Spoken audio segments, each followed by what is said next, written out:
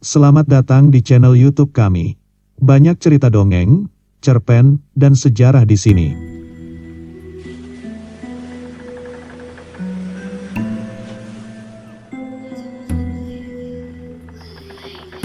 Dalam video ini, kami akan membacakan dongeng Nyi Roro Kidul. Cerita Nyi Roro Kidul sebagai penguasa Laut Selatan menjadi cerita rakyat Jawa yang sangat terkenal.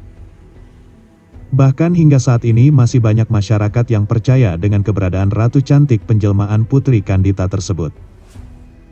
Walau demikian banyak sekali versi mengenai cerita rakyat Nyi Roro Kidul, baik versi sejarah atau versi dongeng. Dan yang akan kami bacakan dan teman-teman dengarkan ini versi dongeng. Pada zaman dahulu, tepat di daerah Jawa Barat, terdapat sebuah kerajaan bernama Pakuan Pajajaran.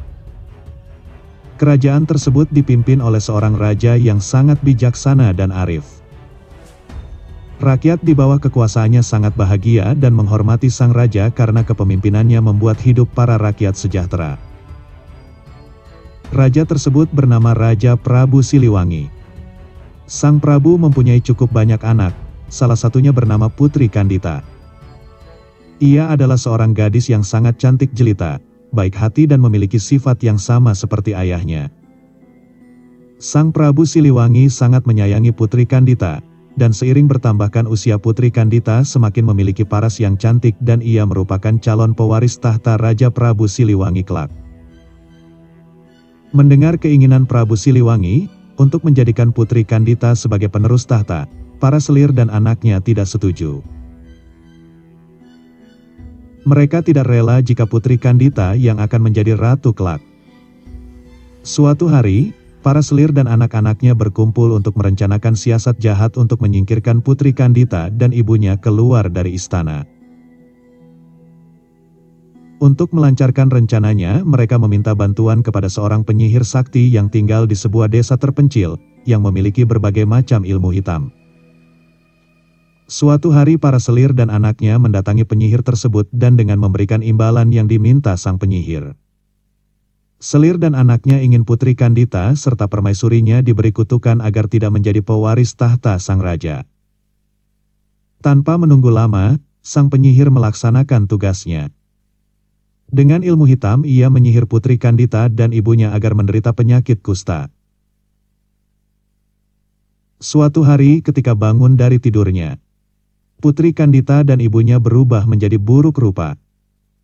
Tubuh yang awalnya mulus, bersih dan kuning langsat seketika langsung berubah. Tubuh keduanya dipenuhi dengan borok dan mengeluarkan bau yang tidak sedap. Putri Kandita dan sang permaisuri mengidap penyakit kusta yang tak kunjung sembuh. Prabu Siliwangi yang merasa heran melihat penyakit aneh pada kedua orang kesayangannya langsung memanggil tabib istana untuk melakukan pengobatan. Tetapi setelah dicoba dengan berbagai macam ramuan, sang tabib istana tetap tidak dapat menyembuhkan mereka. Penyakit Putri Kandita dan ibundanya bertambah parah. Tubuh mereka semakin lemah karena tidak dapat mencerna makanan dan minuman. Putri Kandita yang masih muda dapat bertahan menghadapi penyakit yang dideritanya. Namun sang ibunda yang sudah tua ternyata tidak dapat bertahan hingga akhirnya meninggalkan Putri Kandita untuk selamanya. Putri Kandita dan Raja sangat terpukul dengan meninggalnya permaisuri.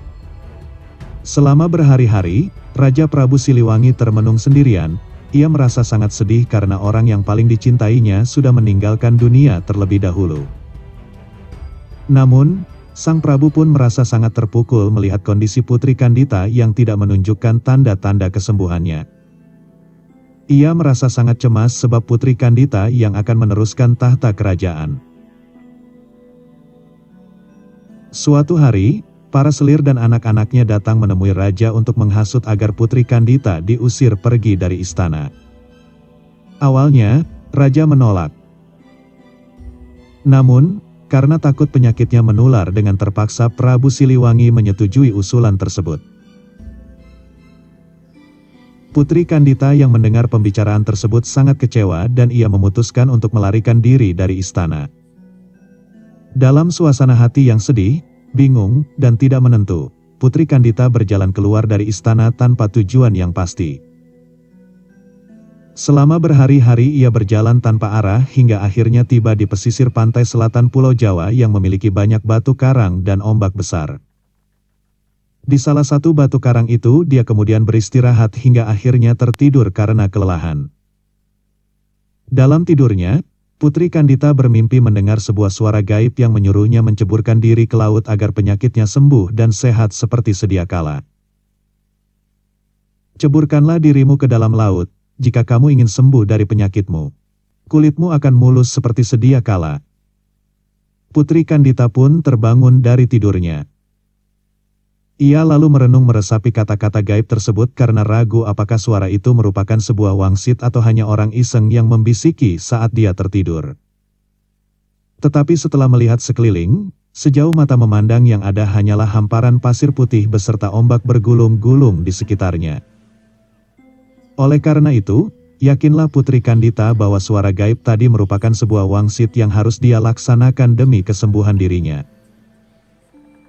Meyakini bahwa suara itu sebuah wangsit, Putri Kandita segera melakukan yang diperintahkan. Sangat ajaib, ketika menceburkan diri ke laut seluruh tubuh Putri Kandita yang dihinggapi borok berangsur-angsur hilang dan menjadi mulus kembali. Kesembuhan Putri Kandita tidak membuatnya kembali ke istana. Dia lebih memilih untuk menetap di pantai selatan dan berbaur dengan penduduk sekitar yang sebagian besar berprofesi sebagai nelayan. Sejak tinggal di sana, Putri Kandita sangat terkenal karena kecantikan yang ia miliki. Banyak pangeran dari berbagai kerajaan datang untuk melamarnya. Namun, dari sekian banyak yang melamarnya, Putri Kandita sama sekali tidak tertarik. Sebagian dari mereka mundur karena Putri Kandita mengajukan syarat yang sangat sulit. Salah satu syaratnya adalah mengadu kesaktiannya di atas gelombang pantai laut. Namun, ada sebagian dari mereka yang menerima syarat. Ternyata, dari sekian banyak lelaki yang beradu kesaktian, tak seorang pun mampu mengalahkan Putri Kandita. Mereka akhirnya menjadi pengikut setia yang selalu mengawal sang putri kemanapun dia pergi. Sejak itulah, Putri Kandita dikenal sebagai Ratu Penguasa Laut Selatan Pulau Jawa yaitu Nyai Roro Kidul.